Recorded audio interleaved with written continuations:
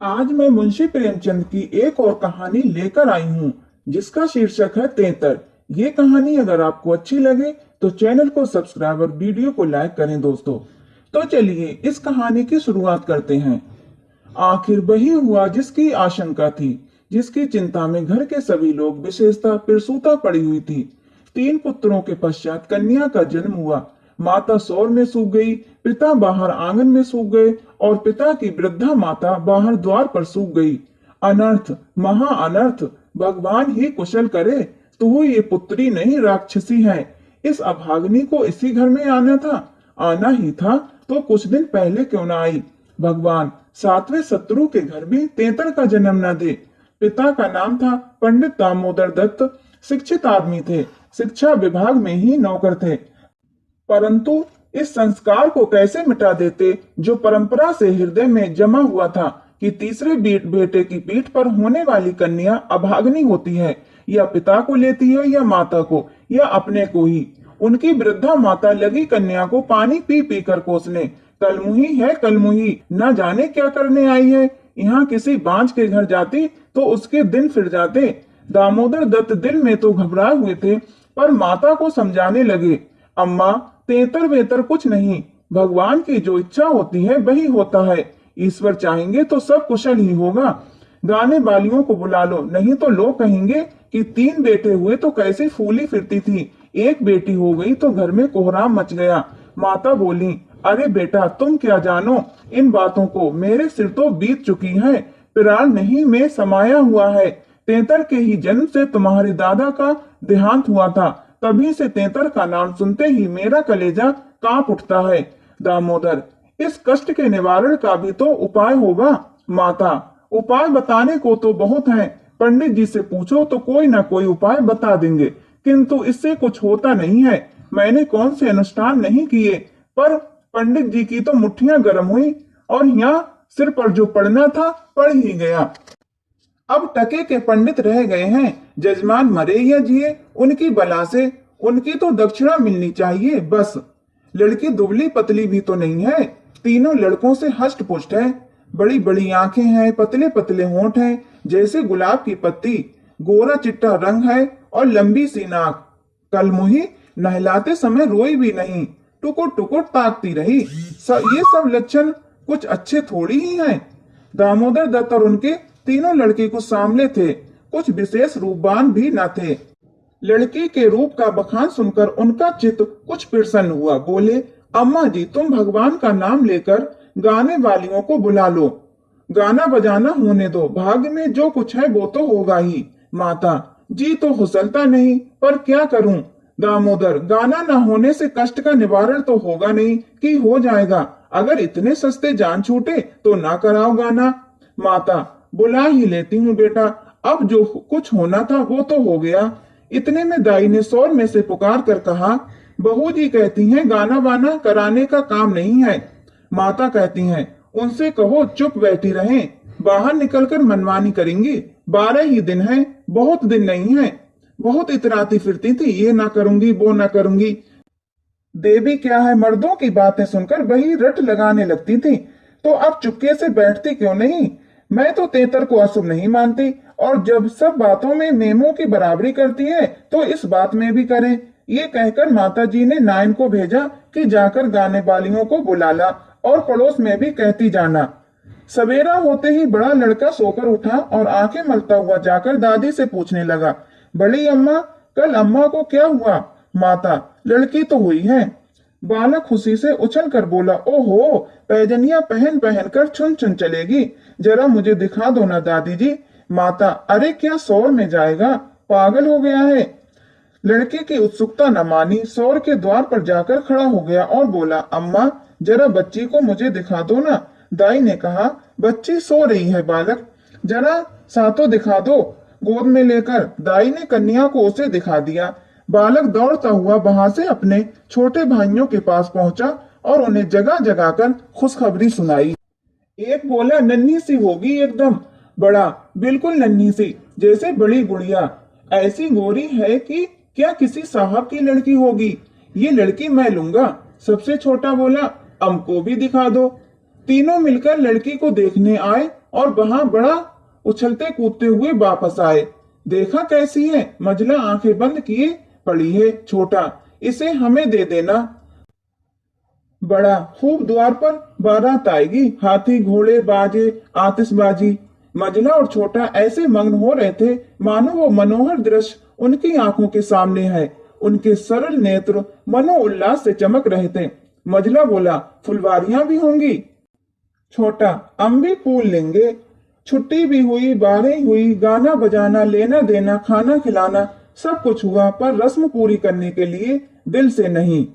लड़की दिन दिन अस्वस्थ और दुर्बल होती जाती थी। माँ उसे दोनों वक्त अफीम खिला देती और बालिका दिन और रात नशे में बेहोश पड़ी रहती। जरा भी नशा उतरता तो भूख से विकल होकर रोने लगती। माँ कुछ ऊपरी दूध पिलाकर अफीम खिला देती। आश्चर्य की बात तो ये थी कि अब की उसकी छाती में दूध ही नहीं उतरा, यूं भी उसे दूध देर से उतरता था। पर लड़के की बेर उसे नाना प्रकार की दुग्धवर्धक औषधियां खिलाई जाती थीं। बार बार शिशु को छाती से लगाया जाता कि दूध उतर ही आता था। पर इस बार ये योजनाएं न की गई थीं। फूल सी बच्ची कुम्हलाती जाती थी। माँ तो कभी उसकी ओर ताकती भी न थी। हाँ, नाई कभी चुटकियां लेती तो बालिका के मुख पर ऐसी दयनीय, ऐसी करुण वेदना अंकित होती थी कि वो आंखें पोंछती हुई चली जाती थी। बहू से कुछ कहने सुनने का साहस न होता था। बड़ा लड़का सिद्धू बार बार कहता, अम्मा बच्ची को दे दो, मैं बाहर से खेला लाऊं। पर माँ उसे झिड़क देती थी। 3-4 महीने हो गए। दामोदर दत्त रात को पानी पीने उठे तो देखा बालिका जाग रही है। सामने ताक पर मीठे तेल का दीपक जल रहा था। लड़की टकटकी बांधे उसी दीपक की ओर देखती रही और अपना अंगूठा चूसने में मगन थी। चुप चुप की आवाज आ रही थी। उसका मुख मुरझाया हुआ था, पर वो न रोती थी न हाथ पैर फेंकती थी, पर अंगूठा चूसने में ऐसी मग्न थी मानो उसमें सुधा रस भरा हुआ है। वो माता के स्तनों की ओर मुंह भी न फेरती थी, मानो उसका उन पर कोई अधिकार नहीं, उसके लिए वहां कोई आशा नहीं। बाबू साहब को उस पर दया आई। इसमें बेचारी का मेरे घर जन्म लेने में क्या दोष है? मुझ पर या इसकी माता पर जो कुछ भी पड़े उसमें इसका क्या अपराध? हम कितनी निर्दयता कर रहे हैं कि कुछ कल्पित अनिष्ट के कारण इसका इतना तिरस्कार कर रहे हैं। माना कि कुछ अमंगल हो भी जाए तो क्या उसके भय से इसके प्राण ले लिए जाएंगे? अगर अपराधी है तो मेरा प्रारब्ध है। इस नन्ही सी बच्ची के प्रति हमारी कठोरता क्या भगवान को अच्छी लगती होगी? उन्होंने उसे गोद में उठा लिया और उसका मुख चूमने लगे। लड़की को कदाचित पहली बार सच्चे स्नेह का ज्ञान हुआ। वो हाथ पैर उछाल कर गूं गूं करने लगी और दीपक की ओर हाथ फैलाने लगी। उसे जीवन ज्योति सी मिल गई थी। प्रातः काल दामोदर दत्त ने लड़की को गोद में उठा लिया और बाहर लाए। स्त्री ने बार बार कहा, इसे पड़ी रहने दो, ऐसी कौन सी बड़ी सुंदर है, अभागिन रात दिन तो प्राण खाती रहती है, मर भी नहीं जाती कि जान छूट जाए। किंतु दामोदर दत्त ने न माना। उसे बाहर लाए और अपने बच्चों के साथ बैठकर खिलाने लगे। उनके मकान के सामने थोड़ी सी जमीन पड़ी हुई थी। पड़ोस के किसी आदमी की बकरी आकर उसमें चरा करती थी। इस समय भी वो चल रही थी। बाबू साहब ने बड़े लड़के से कहा, सिद्धू जरा उस बकरी को पकड़ो, इसे दूध पिलाएं, शायद भूखी है बेचारी। देखो तुम्हारी नन्ही सी बहन है ना, इसे रोज हवा में खिलाया करो। सिद्धू को दिल लगी हाथ आई। उसका छोटा भाई भी दौड़ा।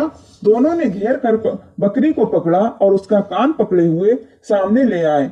पिता ने बकरी का थन शिशु के मुख से लगा दिया। लड़की चुबलाने लगी और एक क्षण में दूध की धार लड़की के मुंह में जाने लगी।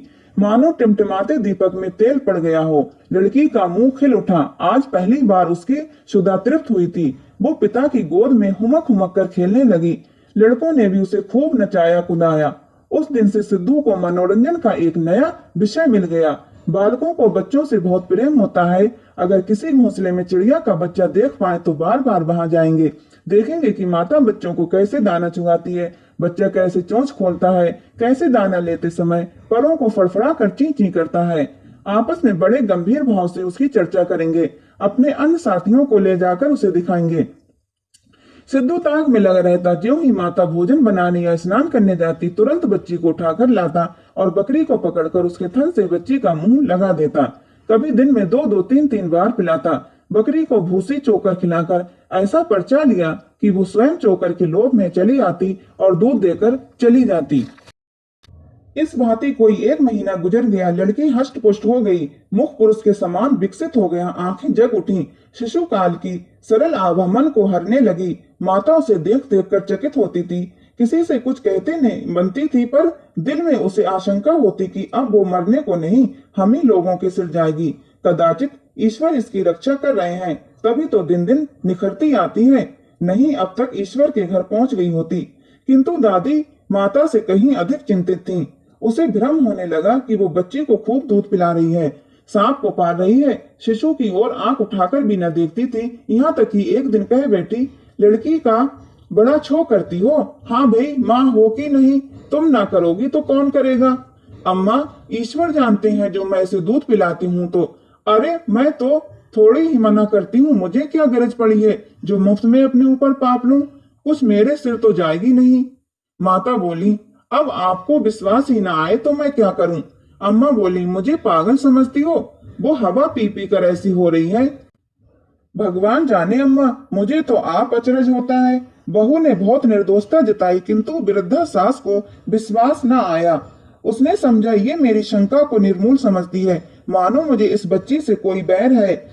उसके मन में ये भाव अंकुरित होने लगा कि इसे कुछ हो जाए तब ये समझे कि मैं झूठ न कहती थी। वो जिन प्राणियों को अपने प्राणों से भी प्रिय समझती थी, उन्हीं लोगों की अमंगल कामना करने लगी, केवल इसीलिए कि मेरी शंकाएं सत्य हो जाएं।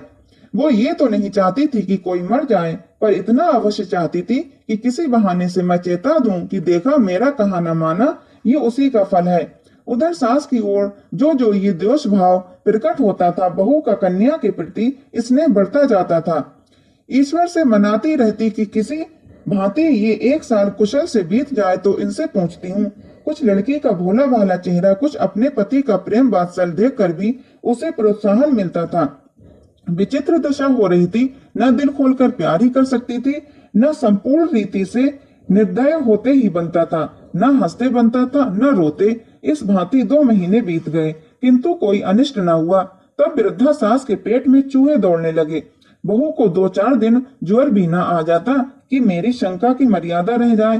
पुत्र भी किसी दिन पैर गाड़ी पर से न गिर पड़ता, न बहू के मायके से ही किसी के स्वर्गवास की सुनवाई आती है।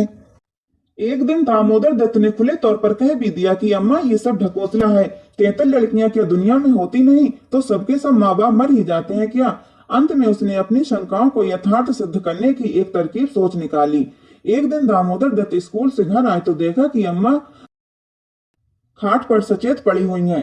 स्त्री अंगीठे में आग रखी उनकी छाती सेंक रही है। कोठरी के द्वार और खिड़कियां बंद थे। घबरा कर कहा, अम्मा जी क्या दशा है। स्त्री, दोपहर से ही कलेजे में एक सूल उठ रहा है, बेचारी बहुत तड़प रही हैं। दामोदर, मैं जाकर अभी डॉक्टर साहब को बुला लाता हूँ, देर करने से शायद रोग बढ़ जाए। अम्मा जी कैसी तबीयत है आपकी। माता ने आंखें खोली और कराहते हुए बोली, बेटा तुम आ गए, अब ना बचूंगी। हाय भगवान, अब ना बचूंगी। जैसे कोई कलेजे में बर्छी छुपा रहा हो। ऐसी पीड़ा तो कभी ना हुई थी, इतनी उम्र बीत गई, ऐसी पीड़ा कभी ना हुई थी। स्त्री, ये कलमोही छोकरी ही इस सब का कारण है, न जाने किस मनहूस घड़ी में पैदा हुई। सास, बेटा सब भगवान करते हैं, ये बेचारी क्या जाने। देखो मैं मर जाऊं तो उसे कष्ट मत देना। अच्छा हुआ मेरे सिर आई, किसी के सिर तो जाती ही, मेरे ही सिर सही। हाय भगवान, अब ना बचूंगी। दामोदर, जाकर डॉक्टर को बुला लाऊं, अभी लौट आता हूँ।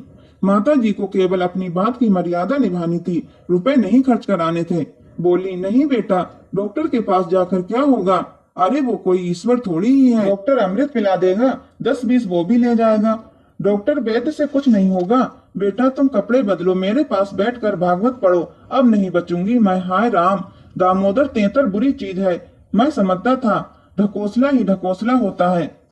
स्त्री, इसी से मैं इसे कभी मुंह न लगाती थी। माता, बेटा बच्चों को आराम से रखना, भगवान तुम लोगों को सुखी रखे। अच्छा हुआ मेरे ही सिर गई, तुम लोगों के सामने मेरा परलोक हो जाएगा। कहीं किसी दूसरे के सिर जाती तो क्या होता। राम, भगवान ने मेरी विनती सुन ली। हाय राम, हाय राम। दामोदर दत्त को निश्चय हो गया कि अब अम्मा न बचेंगी। बड़ा दुख हुआ। उनके मन की बात होती तो वो माँ के बदले 73 को स्वीकार न करते। जिस जननी ने उन्हें जन्म दिया, नाना प्रकार के कष्ट झेलकर उनका पालन पोषण किया, अकाल वैधव को प्राप्त होकर भी उनकी शिक्षा का प्रबंध किया, उसके सामने एक दुधमुही बच्ची का क्या मूल्य था, जिसके हाथ का एक गिलास पानी भी वो ना जानते थे। शोकातुर हो कपड़े बदलकर माँ के सिरहाने बैठ गए और भागवत की कथा सुनाने लगे। रात को बहू खाना बनाने चली तो अम्मा से बोली, अम्मा तुम्हारे लिए थोड़ा सा साबूदाना छोड़ दूं? सास ने व्यंग करके कहा, बेटी अन्न बिना न मारो, भला साबूदाना मुझसे खाया जाएगा? जाओ थोड़ी पूड़ियां छान लो, पड़े पड़े जो कुछ इच्छा होगी खा लूंगी। कचौड़ियां भी बना लेना, मरती हूं तो भोजन को तरस तरस कर क्यों मरूं? थोड़ी मलाई भी मंगवा लेना, चौक की ही हो, फिर थोड़ी न खाने आऊंगी। थोड़े केले भी मंगवा लेना, कलेजे के दर्द में केले खाने से थोड़ा आराम होता है। भोजन के समय पीड़ा शांत हो गई, लेकिन आधे घंटे के बाद फिर जोर से होने लगी। आधी रात के समय जाकर कहीं उनकी आंख लगी। एक सप्ताह तक उनकी यही दशा रही। दिन भर पड़ी कराहा करती, बस भोजन के समय वेदना कम हो जाती। दामोदर दत्त सिरहाने बैठे पंखा झलते और मातृ वियोग के आगत शोक से रोते। घर की महरी ने मोहल्ले भर में ये खबर फैला दी।